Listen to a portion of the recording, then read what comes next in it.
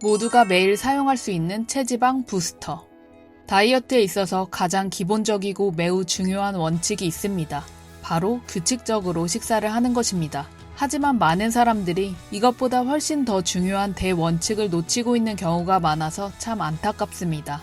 먼저 규칙적인 섭취가 중요한 이유에 대해 간단하게 짚고 넘어가겠습니다. 규칙적으로 먹으면 인체는 에너지가 공급되는 것에 안정감을 느끼고 먹은 만큼 에너지를 잘 소비하게 됩니다. 에너지 대사 능력이 좋아져서 살이 잘 안 찌는 체질로 바뀔 수 있습니다. 하지만 불규칙하게 먹으면 인체는 혹시 모를 비상사태를 대비해서 에너지를 지방의 형태로 비축하려고 합니다. 에너지 소비보다 에너지 저축을 잘하는 몸이 되는 것입니다. 그런데 규칙적인 식사를 제대로 하기 위해서 반드시 선행되어야 할 대원칙이 있습니다. 바로 규칙적인 수면입니다. 오전 9시에 일어났다가 오후 1시에 일어났다가 이렇게 수면 패턴이 뒤죽박죽이면 당연히 규칙적인 식습관을 잡기가 어렵습니다. 그리고 수면은 비만과 아주 밀접한 관계가 있다는 연구 결과들이 이미 많이 보고되었습니다. 영국의 한 박사가 1000명을 대상으로 실시한 연구에 따르면 이틀 동안 참가자들의 수면 시간을 하루 10시간에서 5시간으로 줄인 결과 체중이 4%가량 늘어났다고 합니다.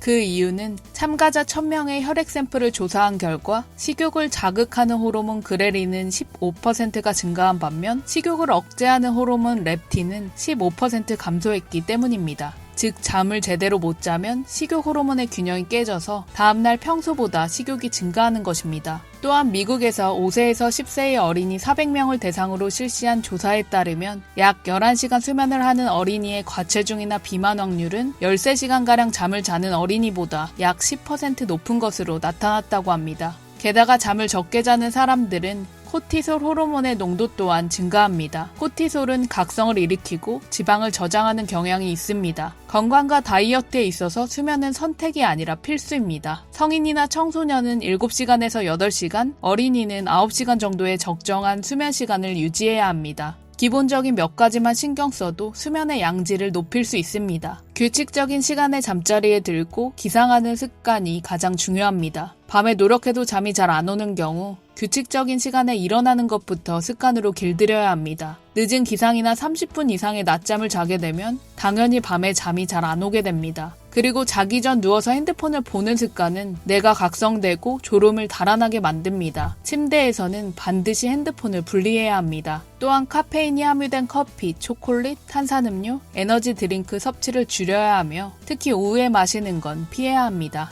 최소 30분 이상 땀 흘리는 운동을 하면 적절한 피로감을 느껴서 취침에 도움이 됩니다. 규칙적인 식사의 이점을 망치는 습관. 저는 새끼 규칙적으로 잘 챙겨 먹는데 살이 잘 안 빠져요.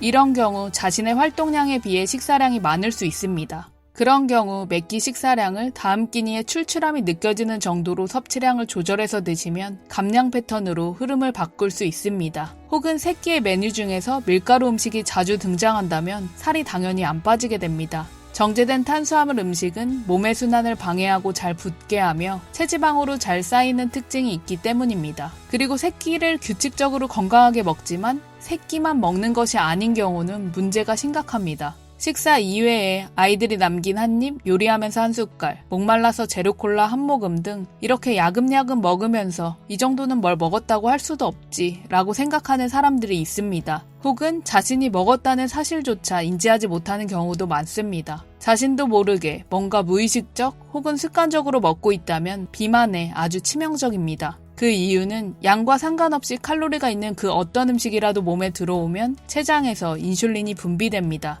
그러면 우리 몸은 지방을 소비하는 모드에서 지방을 쌓는 모드로 바뀝니다. 또 다른 의미에서 한입 습관은 굉장히 위험합니다. 한 입만 먹어야지 라고 생각하고 뭔가 입에 댔다가 식욕이 폭발해서 과식이나 폭식으로 이어지는 경험이 있을 겁니다. 한 입만 먹어야 한다는 압박감 때문에 오히려 식욕이 반등하기도 하고 한 입을 먹고 나서 식욕이 자극돼서 더 먹고 싶어지기도 하기 때문입니다. 그러니 절대 자신을 시험에 들게 하지 마세요.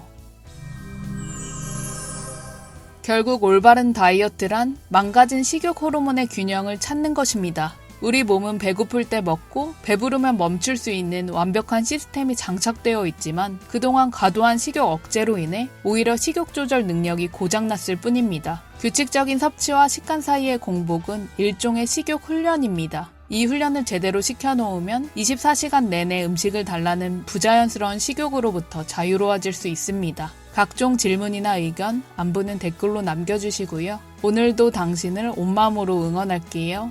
많이 고맙고 우주만큼 사랑합니다. 우리 존재 화이팅!